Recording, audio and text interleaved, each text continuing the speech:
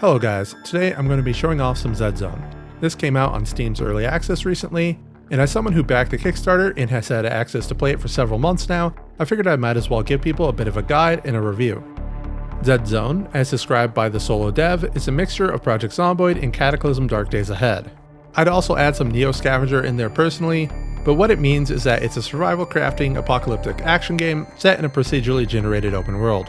You'll have to create a map and a character to start, which are in their own pools you can mix and match together.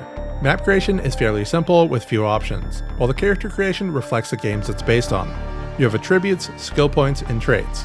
I will focus on guns and stamina, as I've been around the block and know that running out of stamina as you run from monsters leads to a quick death. Next up is traits. This should be a fairly familiar point buy system if you have played this type of game in the past. I'm going to grab Porter, which increases my carry limit, and Backpacker, which increases the size of my bag. To balance out the one negative point, I'll grab Kind, which makes my character not want to kill animals.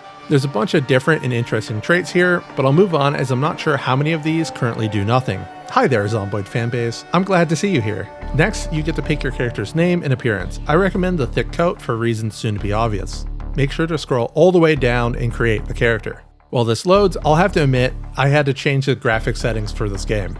Between a default bloom setting that seared my eyes and a pixelated filter, it was not looking all that good. The settings menu kinda sucks, but it's functional enough that I turned off the parts that offended me. The UI in this game is by far its worst point. Now that we've spawned in, there's a bunch of pop-up tutorials in a crashed or maybe destroyed helicopter.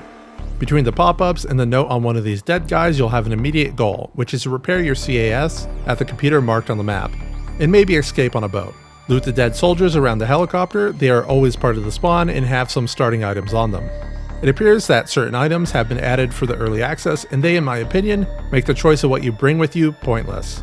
You'll want to pick up the air rifle as it's a good starter weapon and the homemade cape. This is a very important item. You'll note in the bottom left of the screen is a watch and the rest of your bars: health, stamina, hunger, and thirst. On the watch is your body temperature and the environment's temperature. Weather matters, and if your character gets cold, they will start taking health damage. It always seems to rain very soon after you spawn. That homemade cape has a rainproof tag, which will protect you from getting soaked and freezing to death, assuming the rest of your gear has enough thermal protection. Hence the coat. There's also always a building to take cover in, and it sometimes has a bed you can sleep at to save. Zed Zone is not permadeath, but you do go all the way back to the last time you slept when you die. There's a quick save option in the escape menu that I've yet to figure out, as there's no option to quick load. Next up is the inventory and crafting. I took the skill that made it so that I can modify guns without a workbench, so I can show off the laser sight on this handgun.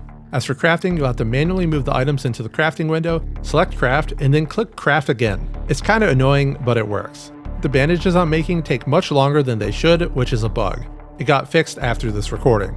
The colored doses I picked up are used to acquire abilities in the skill tree. This is pretty cool because you can craft them with items you get from slain mutants. Meaning the game doesn't really have an experience system, but you do progress via the items you acquire. There's some interesting traits in here. I'll take the ones for bullet time after you dodge, faster reloading of internal magazine weapons, and melee weapon maintenance. Melee weapons specifically run out of durability very fast because most containers and the environment are destructible for their materials, and melee weapons tend to hit everything around you. The air rifle is one of the more unique weapons in the game. You reload with R, and if you hold down R, a button appears that lets you pump up the gun, which you can overpressure to do more damage. The pressure does slowly decrease when you overpressure, so you need to get your shot off quickly. The lower the pressure, the less damage it does. The ammunition for it is also easy to craft, which makes it a great starter weapon until its durability runs out. Once you find a Leatherman, any destroyed metal object drops metal scrap to make the bullets. It's also a very quiet weapon, which is great for not calling in the horde of zombies every time you shoot it. By the time it's destroyed, you should have plenty of replacement weapons, which leads into what you should be doing. The map opens with IB and already has points of interest marked for you. Your very first goal should be one of these blue icons. It's a store that has tons of food, supplies, weapons, and backpacks in it. Your starting bag is very small, and depending on your choice of weapon when spawning in, it might already be full. In the meantime, while you head there, you can open the pockets on your clothes to stuff excess loot in. Sadly, there doesn't seem to be an open all pockets button. Items in your clothes do not get used automatically, so don't put your ammo in there. Don't forget to check the pockets of clothes when looting. There's often a container inside container situation when looting backpacks.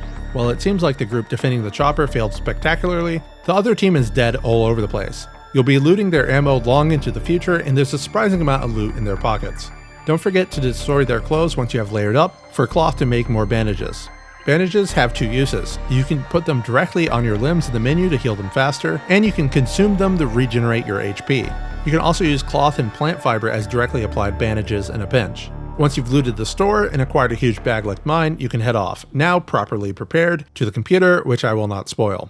There are also working cars in the game. I did not find any working ones in this brief session, but you can see one being driven out on the store page. As for enemies, Zed Zone has a variety. Not only are there multiple different versions of the zombie type, which go from totally weak to fully armored, there are variations such as spitters and the kind of cliche casts you'd expect in a zombie game. Chargers, screamers, exploding ones, robots, and other fast creatures that'll terrify you, many of which are shown off in the trailer.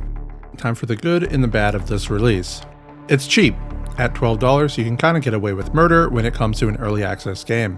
The combat is fun and already has little tricks, like shooting zombies in the leg to knock them down.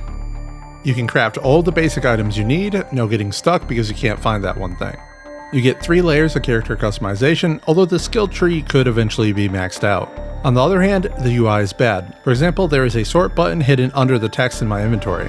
The graphics settings really need work. It's needlessly spread out over a huge menu you have to scroll through. It does appear the devs fixed whatever was causing the horrible frame rate during the alpha tests, and they already put out a hotfix so it hasn't been thrown out to the masses and immediately abandoned.